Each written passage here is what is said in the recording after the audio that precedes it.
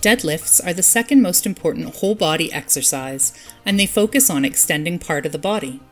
The back, glutes, hamstrings, and calves, all of which are usually weaker links within our body. You can do it with a resistance band, dumbbells, or a regular weightlifting bar, but a proper technique is a must.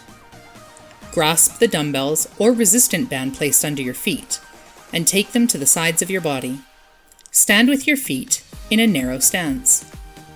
Tighten your core, pull your shoulder blades together, bend your knees slightly, and push your hips back, allowing your weight to shift more to your heels. Lean your upper body forward and lower your dumbbells to the middle of your shins. Inhale during the descent. Stop for a short period at the lowest position. Extend your hips and back while exhaling. Keep your core and upper back tight while extending. Don't pull too hard on the resistance band or dumbbells. Rather, picture yourself trying to push your legs through the floor. Extend your hips all the way. Don't leave this motion incomplete.